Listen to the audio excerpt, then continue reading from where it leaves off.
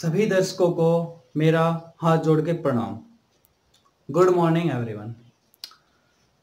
Inception एक आरंभ के सभी दर्शकों श्रोताओं के लिए एक बार फिर से बहुत दिनों के बाद मैं ज्ञानवाणी की सीरीज लेके आप सभी के समक्ष उपस्थित हुआ हूँ।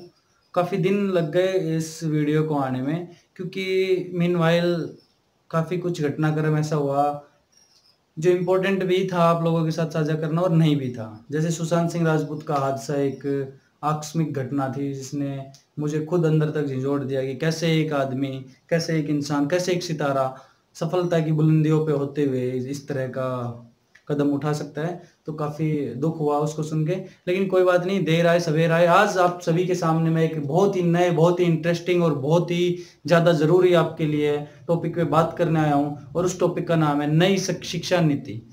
जैसे किसी भी देश को संवारने में एक शिक्षा नीति का होना बहुत ज़्यादा ज़रूरी है, और आप सभी को पता है हमारी जो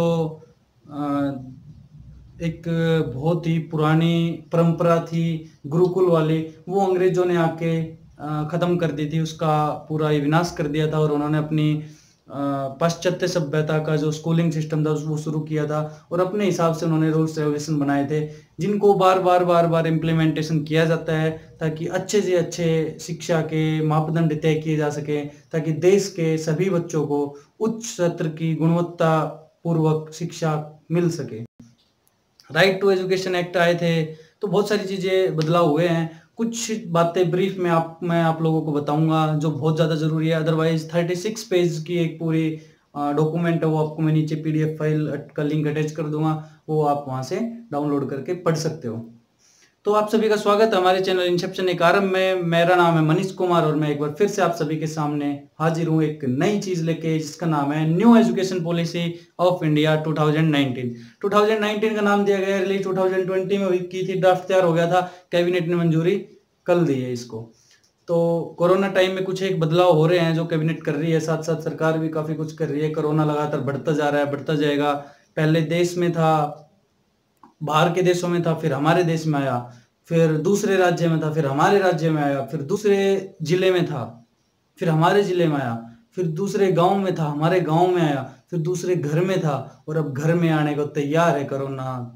हमारे दरवाजे पे दस्तक देने को तैयार है। दरवाजा खोलना है तो ये सोच के खोलना है, बाहर जाना है तो ये सोच के जाना है कि कोरोना हमारा इंतजार करना है, सुरक्षा आपकी आपके हाथ में है।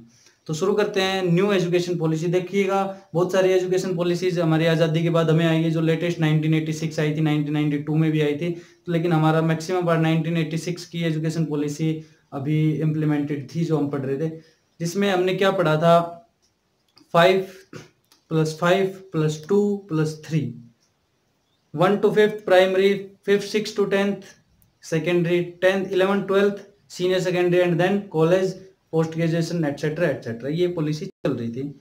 बच्चों को 10th तक का एक शिक्षा का मूलभूत अधिकार था, जो फ्री में राइट टू एजुकेशन के तहत 8th क्लास तक के सभी बच्चों को मुफ्त में शिक्षा दी जाती थी।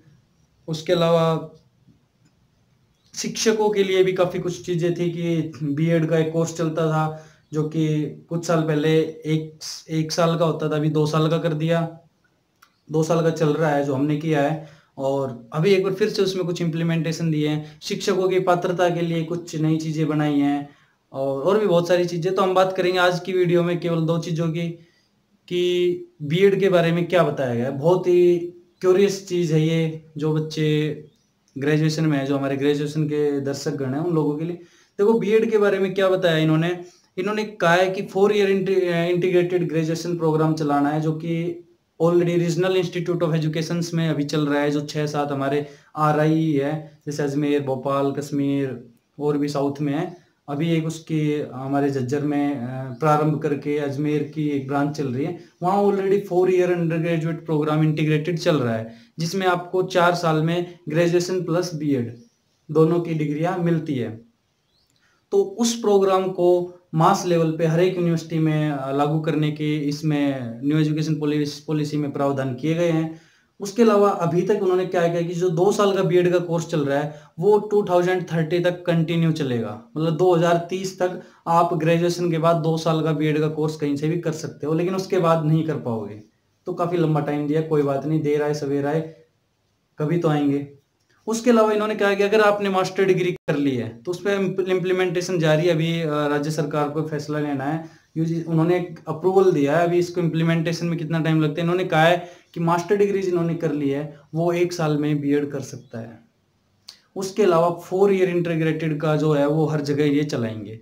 तो इस तरह से बीएड के बारे में उन्होंने अपनी बातें क्लियर की है कि जो मास्टर डिग्री वाला वो 1 साल में कर सकेगा अगर इम्प्लीमेंटेशन हुआ तो। 2 साल की बीएड ग्रेजुएशन के बाद 2030 तक यूं की यूं जारी रहेगी। और जो फ्रेश बच्चे हैं 12th के बाद और जो सोच रहे हैं कि हमें एजुकेशन फील्ड में जाना है वो सीधे 4 साल के इंटीग्रेटेड प्रोग्राम में एडमिशन लेके 1 साल अपना बचा सकते हैं। ये तो बीएड के बारे में था। अध्यापकों की परीक्षा के लिए उन्होंने कहा है कि अध्यापकों के एक अच्छा अध्यापक ही एक अच्छा विद्यार्थी को अच्छी शिक्षा दे पाएगा।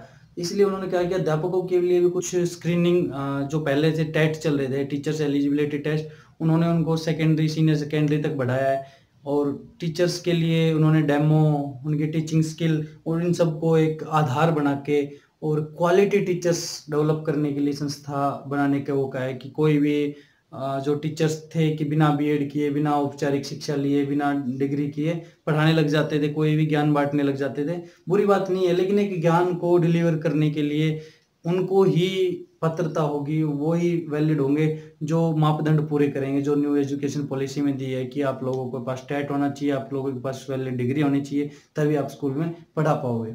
उसके अलावा एक बहुत ही इंटरेस्टिंग चीज़ दी है कि आप 11th 12th में जो साइंस वाले बच्चे थे वो अगर हिस्ट्री पढ़ना चाहे तो नहीं पढ़ सकते थे, सिर्फ उनके पास कोई ऑप्शन नहीं था कि हिस्ट्री को एडिशनल पढ़ ले या इकोनॉमिक्स पढ़ ले। अभी इन्होंने एक ऐसा प्रपोजल दिया है कि आप बायो के साथ इकोनॉमिक्स पढ़ सकते हो, हिस्ट्री के साथ आप केमिस्ट्री पढ़ सकते हो, फिजिक्स के साथ आप सोशल ये पढ़ सकते हो, दूसरा कौन सा टॉपिक जो भी होता है अकाउंटेंसी पढ़ सकते हो।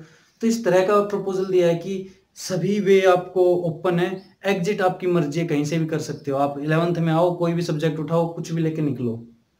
उस तरह से आगे के स्किल कोर्स आपको दिलाए जाएंगे, चलाए जाएंगे। और शिक्षा के अधिकार में इन्होंने छोटे स्कूलों के लिए बच्चों को कहा है कि छोटे बच्चों को हम उनकी न्यूमेरिकल एबिलिटीज़ के ऊपर, उनकी बेसिक स्किल्स, उनको आंगनवाड़ी केंद्र या छोटे जो प्राइमरी स्कूल है, प्री स्कूल्स हैं, उनकी स्थापना करेंगे, उनके अंदर बच्चों को पढ़ाएंगे। उसके अलावा 20,000 करोड़ रुपए का एक बहुत ही बड़ी धनराशि अगर ये देते हैं, अगर एक्चुअल में देती है गवर्नमेंट, कहा है कि रिसर्च के ऊपर खर्च करेंगे, नया रिसर्च बनाएंगे। साथ साथ इन्होंने MHRD, ministry of human resources जो था हमारा, उसको बदल के उसका नाम क्या रखा है बताओ? अरे शिक्षा मंत्रालय बना दिया, एक नया शिक्षा मंत्रालय मिल गया आपको। MHRD को शिक्षा मंत्रालय में तब्दील कर दिया ताकि शिक्षा पे फोकस वापस आ सके। MHRD के नाम पे बहुत सारी चीज़ों में ध्यान भटकता था, बच्चों को पता ही नहीं होता था कि शिक्षा मंत्रालय भी कुछ होता है, शिक्षा को कौन सा मंत्रालय देखता है, इसलिए उसकी जगह शिक्षा मंत्रालय ला दिया गया है। तो इस तरह से ये कुछ कॉमन चीज़ें थी।